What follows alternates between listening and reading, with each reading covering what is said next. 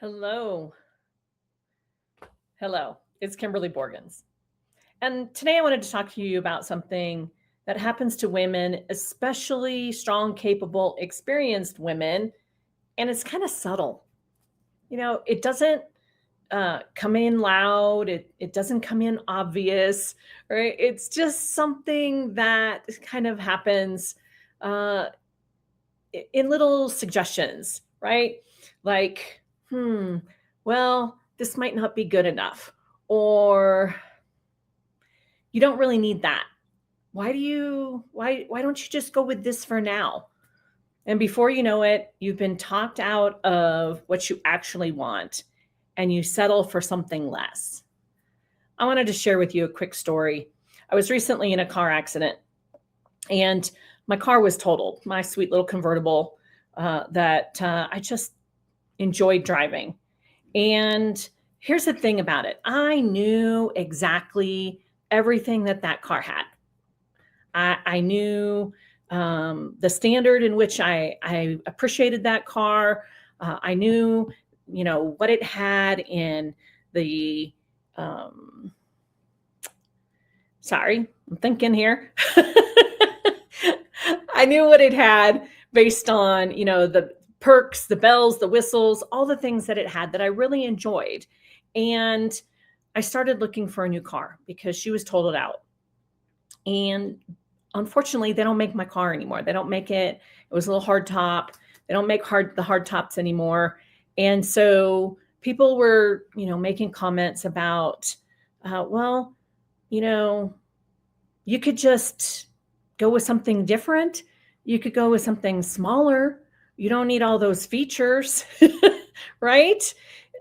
This is a better deal, right? I could pay for the car in full and get this model and all of that.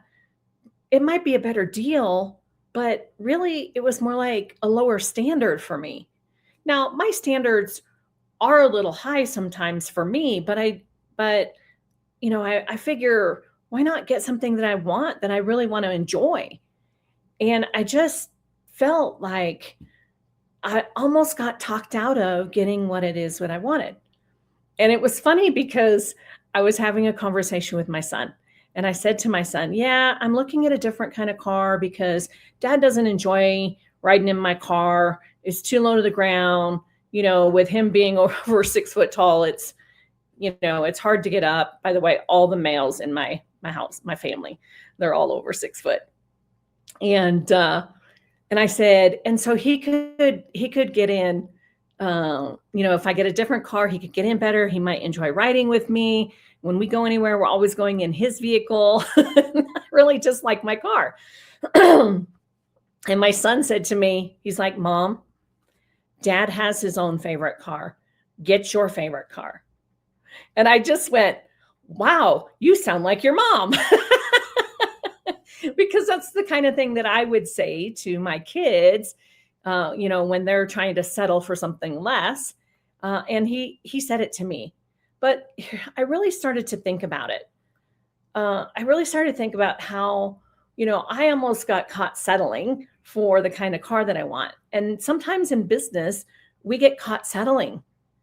And we don't settle because we're weak, right? That's not the place. We settle because we want to be efficient. We want to be considerate.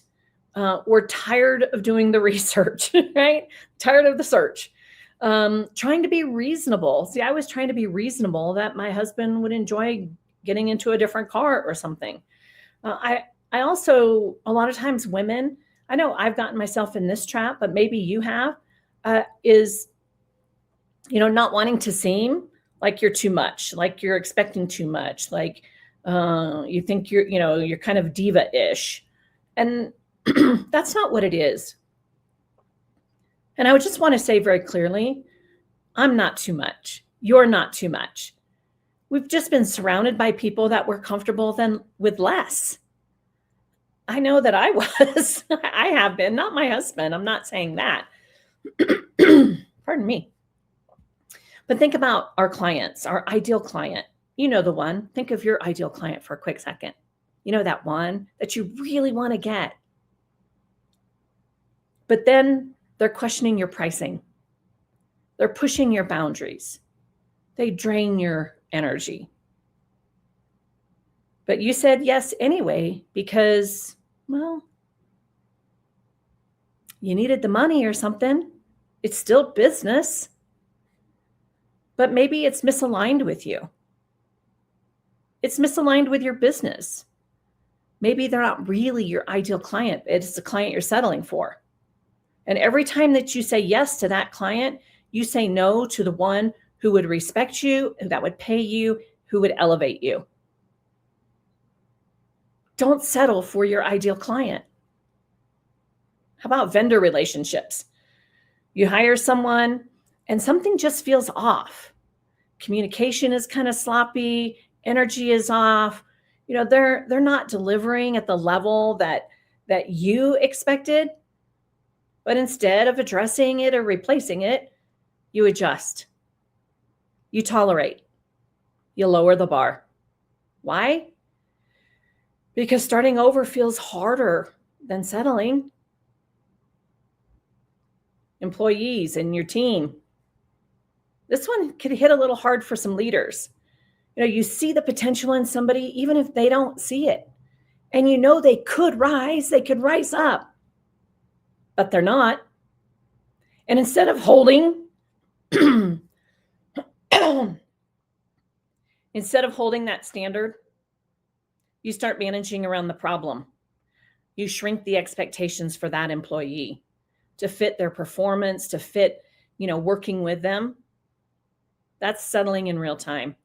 And that's not fair to all the other team members who are stepping into the standard. The real issue here is that we get talked out of our standards. Women are often conditioned to be flexible, right? Or accommodating, for being grateful for what we have. I know for me, there's been times in the 35 plus years in business that I'm like, man, I can't be greedy. I've gone way beyond everything that I thought I could do in the past. Like, I never imagined reaching the level that I am, but every time I level up, I have to level up my expectations and my standards. Right? I've been there. But instead, we be flexible. We're being accommodating. We're being grateful, right, for what we get, instead of being decisive, instead of being firm, instead of being unapologetic about our standards. And then we combine it with the outside voices of everybody who's talking to us, right? And we start negotiating with ourselves. Like, oh, it's okay. I could get a different car so that I could, have my husband ride with me. But you know what? When I drive that car, I love driving that car, right? And think about it, command presence. Command presence isn't loud, it's decided, right? It doesn't mean you argue with everyone. It means that you're clear, you're concise. It means that when someone offers you less, you don't get defensive. You just simply say something like, that's not what I'm looking for. No over-explaining, no justifying, no shrinking. Come on, think about it. What is it actually costing you?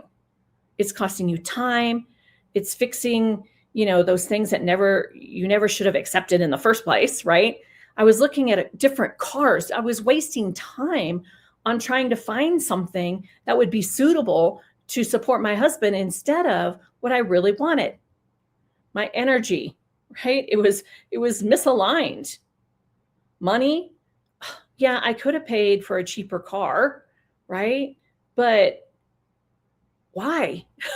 I mean, I can cut down some bells and whistles if I want to do that, or I can work harder and get more clients to pay off whatever I might owe.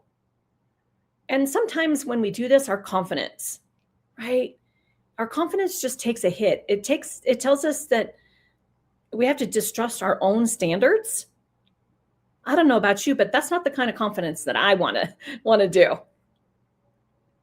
Every time that you settle, you lower the baseline of what you believe you deserve. Maybe some of you need to believe you deserve more. If you haven't figured out, like I said, I'm Kimberly Borgens. I'm your host. I'm a little bit leadership, a little bit self-improvement, and a leadership, and a little bit. Let me start this over. Look, I'm flawed. I'm going to make mistakes. I'm sitting in a hotel room right now on very little sleep right now. But I'm a little bit leadership. I'm a little bit of self-improvement, and I'm a little bit of getting action. We want to get into action. Holding that line of standard doesn't mean that it has to be difficult. It means that, you keep looking when it's inconvenient. You walk away when it's almost good enough. You trust your standards more than someone else's opinions. It's just that simple. I'd rather wait than downgrade my life or my business. I'm going to wait to find the right car. I'm going to wait to find the right client. It takes a little bit of time, but that's what it takes to get to the standard, the level that you deserve to be at. Here's my final thought on this. That car situation, it wasn't about the car. It was a mirror of me. A reminder that people will always offer something easier, something cheaper, right? Something faster, something more convenient, something more comfortable, right? But very few will push you to hold out for what truly matches you. And I'm challenging you today to hold out, to find what matches you, what matches your standard. That's your job to figure out. And that's your job to set the bar. I don't want you to settle in your life. I don't want you to settle in your business. You can be comfortable and you can be uncomfortable with, setting new standards. Every time that you level up in life, the stuff around you has to level too. You have to set the standards for yourself. You have to set the standards for your business. You have to say, no, that's not the client that I want. No, that's not the kind of vendor that I want to work with. I don't want to have to work that hard just to communicate with somebody, right? I don't want to work that hard guessing and fitting into everybody else's mold. How about you? What would it look like today if you were to start holding your standards at the level that they deserve to be? What are they? Make a list. What is it that you are not willing to settle for anymore? Look, you don't need to downgrade your standards to move forward. You just need to stand firm long enough for the right thing that meets you where you need to be. So don't underestimate yourself. And my car, guess what? I'll find the right car. I'll find the right one with the right standards that fits me, that suits me, and does everything that I need to do. And I'm okay with waiting. Make sure that you know what level you're playing at and don't get yourself caught up.